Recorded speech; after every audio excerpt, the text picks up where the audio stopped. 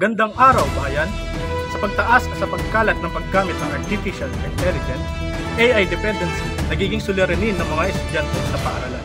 Ayon sa mga eksperto, ang AI dependency ay maaaring makapagpigil sa pagiging malikhain at makabagong pag-iisip sa parehong mga tagapagturo at mga mag-aaral na posibleng makababa sa kalidad ng edukasyon.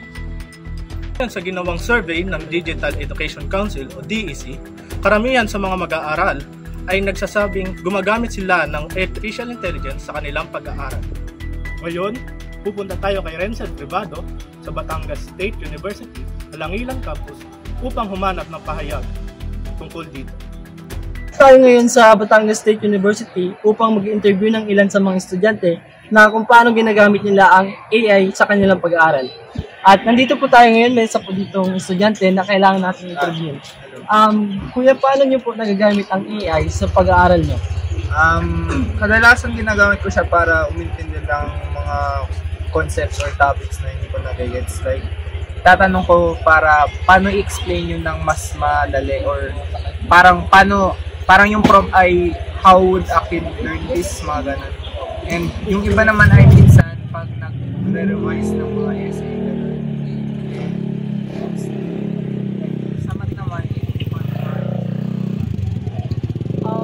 May masama at bang epekto ang paggamit ng AI bilang estudyante? Actually, dami.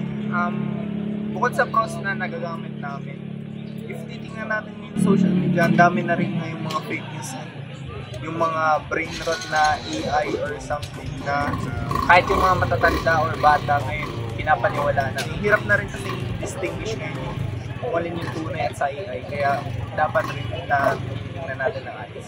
Maraming salamat po. At ngayon po, nalaman po natin ng iba't ibang uri ng mga paggamit ng estudyante sa AI. Balik sa'yo, Earl. Salamat, Renzel Privado. Ngayon, nalaman na natin ang pahayag ng mga estudyante sa isyong ito. Pupunta naman tayo kay Jasmine Daguman na live ngayon mula sa Batangas State Alangilan Campus upang kunin ang pahayag ng isang guro tungkol sa suliraning ito. Sir, sa araw-araw niyo pong pagtuturo, naranasan niyo na po ba ang umasa sa AI talaga? Like halimbawa po sa mga lesson plan, worksheets, and kung oo naman po, gano'n po kadalas? Kung pagbabasihan natin ang araw-araw, hindi naman araw-araw gumagamit ng AI. May mga pagkakataon lang na ginagamit natin ang AI bilang instrumento upang mas mapadali o mas mapalawak yung pwede natin gamitin bilang instructional materials or sa paggagawa ng activities or sa pagbubuo ng ating mga, for example, ng module or ng mismong mga gamit sa pagtuturo. Pero kung sasabihin na madalas or araw-araw, hindi naman ganun, pero ito ay magandang tool na nagagamit natin. Pag nag-check po kayo ng activities or quizzes ng mga students po, napapansin niyo po ba nag-issue sa AI? Paano niyo po ito nakakagay? Dahil ako nga mismo, ako naman yung nakagamit ng AI or ng mga AI tools, so alam ko kung paano magbigay or magbigay ng content or ng mga nilalaman ng salita ng AI. Pag nagbabasa ako ng mga activities, lalo tigit po ito yung mga essay or lalo tigit kapag thesis, kita-kita mo yung construction ng paragraph, construction ng sentences, gamit ng salita, lalo yung salitang key parameters, keywords, the key characteristic, halatang-halatang ito ay galing sa AI. Kaya yun yung mga paraan or mga bagay na nakikita ko o madali kong napapansin na ito ay mula sa AI. Last naman po, may advice po ba kayo para sa mga kapwa-guro at mga students tungkol sa sobrang pagdepende sa AI? Dapat po bang iwasan o dapat nilang i-embrace? Lahat ng sobra ay masama. Ngunit lahat ay maganda kung nagagamit sa tama. Kung ang paggamit ng AI ay magagamit ng merong batayan or merong limitasyon, maganda na itutulong ito. Pero katulad nung nabanggit mo po, pag sobra, ito ay hindi na nagiging tama dahil nababawasan ang kapasidad ng bata upang mas matuto at mas makaunawa. Kung may maipapayo man ako sa kapwa-guro o sa mga estudyante, mahalaga pa rin na meron kang sariling pangunawa bago mo iasa sa mga makabagong teknolohiya. Darating ang panahon na Maaring masakop tayo ng mas mataas na teknolohiya, ngunit mananatili pa rin ang iyong personal at pansariling alam. Thank you po, sir. Ngayon, narinig natin mula kay Sir na isang guro ng BSU ang tungkol sa paggamit ng AI. Lahat ng sobra ay masama, ngunit lahat ay maganda kung nagagamit sa tama. Tandaan, huwag kalimutan. Muli, ako si Jasmine Angela. Balik sa'yo, Earl. Namang talakayin ang mga stray cats and dogs sa kasagsagan ng bagyo. Sa gitna ng malalakas na ulang dala ng Super Typhoon Uwan, muling ipinaalala ng Philippine Animal Welfare Society ang kahalagahan ng pag-unchain at pag-uncage ng mga alagang aso at pusa kapag mabilis nang tumataas ang tubig. Sa social media post ng grupo, sinabi nila, "Please unchain and uncage your pets. Please give them a fighting chance to survive."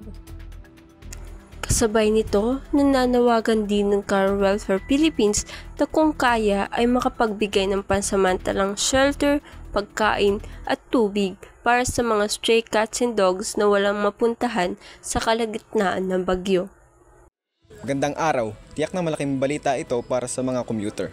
Pag-usapan natin ang patuloy na aksyon ng gobyerno upang sugpuin ang problema sa siksikan o overcrowding sa ating mga pantalaan o pampublikong sakayan. Hindi lang tuwing holiday, kundi araw-araw ding hinahabol ng mga ahensya ang mga sasakyang lumalabag sa kapasidad. Kaya live sa Batangas Grand Terminal si Kuya Asi para magbigay ng ulat. Magandang gabi sa ating lahat. Narito ako ngayon sa Grand Terminal upang malinawan tayo sa isyong overcrowded transportation. Ngayon mag-i-interview tayo ng ilang estudyante sa terminal.